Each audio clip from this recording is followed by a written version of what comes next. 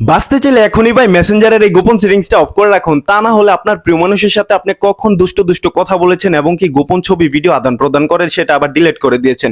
সেই ডিলিট করা ছবি ভিডিও এবং কি চ্যাটিং লিস্ট কিন্তু যে কেউ চাইলে দেখে ফেলতে পারবে আপনার মেসেঞ্জার থেকে, যদি মেসেঞ্জারের এই গোপন সেটিংসটা আপনার মেসেঞ্জারের মধ্যে আপনি অফ না করে রাখেন। তো চলুন কিভাবে সেই মেসেঞ্জারের গোপন সেটিংসটা অফ করতে হয় আজকের ভিডিওতে দেখিয়ে দিচ্ছি, ভিডিও স্ক্রিনটা কন্টিনিউ করুন। তার আগে বলে রাখতেছি এরকম সকল ইম্পর্টেন্ট ভিডিও পেতে আমার এই পেজটাকে ফলো দিয়ে সাথেই থাকবেন, যা আপনাদের অনেক কাজে আসতে পারে। তো চলুন ভিডিওটা শুরু করা যাক। মেসেঞ্জারে লুকিয়ে থাকা এই গুরুত্বপূর্ণ অপশনটা অফ করার জন্য সবার প্রথমে আপনি চলে যাবেন আপনার ফোনে থাকা মেসেঞ্জার অ্যাপ্লিকেশনের মধ্যে।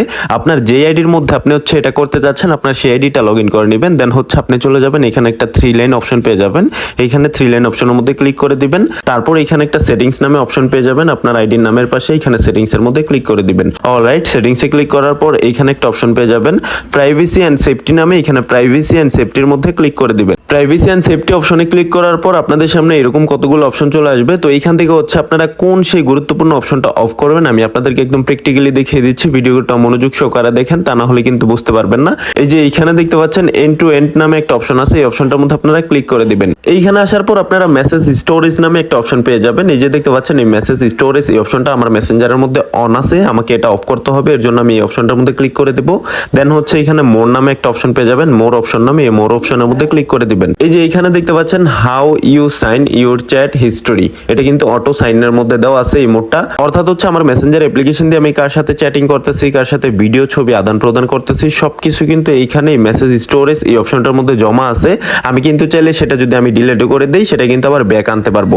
এখন কথায় আসেন, আপনারা অনেক সময় দেখা গেছে আপনার প্রিয় মানুষ অথবা আপনারা লুকিয়ে অন্য কারোর সাথে কথা বলে সেটা ডিলিট করে দেন, কিন্তু আপনার মেসেঞ্জার আইডিটা যখন অন্য কোনো একটা ফোনের মধ্যে লগ ইন করা হয় বা ডিভাইসের মধ্যে লগ ইন করা হয়, সে যদি এইখান থেকে মেসেজ রিস্টোর এই অপশনটার মধ্যে ক্লিক করে তাহলে কিন্তু আপনার পুনরায় যার সাথে কথা বলেছিলেন, ছবি ভিডিও আদান প্রদান করেছিলেন সবকিছু কিন্তু সে দেখে ফেলতে পারবে।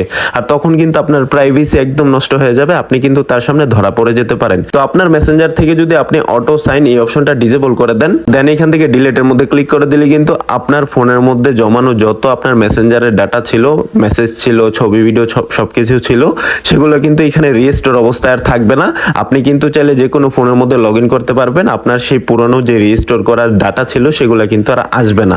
অথবা এখানে কিন্তু এই যে নিচের মধ্যে টার্ন অফ অটোমেটিক আপলোড এই অপশনও থাকতে পারে, আপনারা এটাকে অফ করে দিবেন। হ্যাঁ, আমার ফোনের মধ্যে যেহেতু অটো সাইন নামে আছে, আমি এখান থেকে এটা অফ করে দিলেও কিন্তু হয়ে যাবে।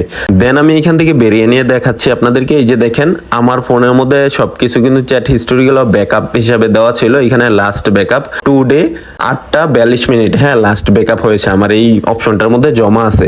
আমার ফোনের মধ্যে আমি মেসেঞ্জার দিয়ে কি কথা বলি, কি ভিডিও ছবি আদান প্রদান করি সবকিছু কিন্তু এখানে ব্যাকআপ হিসাবে আমি জমা রেখে দিয়েছি, যেটা আমার যদি ডিলিটও হয়ে যায় আমি যেন প্রয়োজনীয় মুহূর্তে আমার এটাকে আমি রিস্টোর করতে পারি অথবা এটাকে আমি ব্যাক আনতে পারি। তো আপনারা কিন্তু এই অপশনটাকে আরেকটা কাজেও ব্যবহার করতে পারেন। মনে করেন যে আপনার পার্সোনাল সমস্ত ডকুমেন্টস ডিলিট হয়ে গেছে অথবা আপনার চ্যাটিং হিস্টোরি ডিলিট হয়ে গেছে, আপনারা কিন্তু এখান থেকে রিস্টোর অপশন থেকে সেটাকে পুনরায় আবার ব্যাক আনতে পারেন। এটার জন্য এক্সট্রা একটা ফিচার্স পেয়ে যাবেন। এখানে দেখতে পাচ্ছেন সেভ কি ইন আইক্লাউড ড্রাইভ। আপনারা যদি অ্যান্ড্রয়েড থেকে করেন এখানে গুগল ড্রাইভ থাকবে। আপনারা কিন্তু আপনার মেসেঞ্জার আইডির এই ব্যাকআপ অপশনটা গুগল ড্রাইভের মধ্যে দিয়ে রাখতে পারেন। আমরা কিন্তু অনেক সময় গুগল ড্রাইভের মধ্যে ছবি ভিডিও জমা রেখে থাকি, যেটা নিরাপদ থাকে, আমার জিমেল অ্যাকাউন্টের মধ্যে সুরক্ষিত থাকে। আপনারা কিন্তু চাইলে আপনার মেসেঞ্জারের ডকুমেন্টসও এইখানে গুগল ড্রাইভের মধ্যে কিন্তু সুরক্ষিত অবস্থায় রাখতে পারবেন।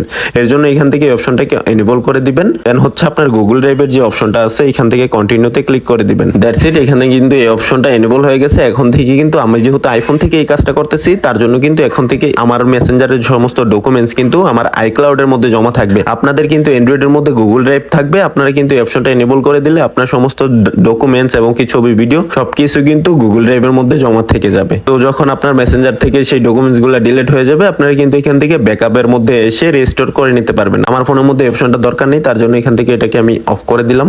দেন ডিলিটের মধ্যে ক্লিক করে দিব।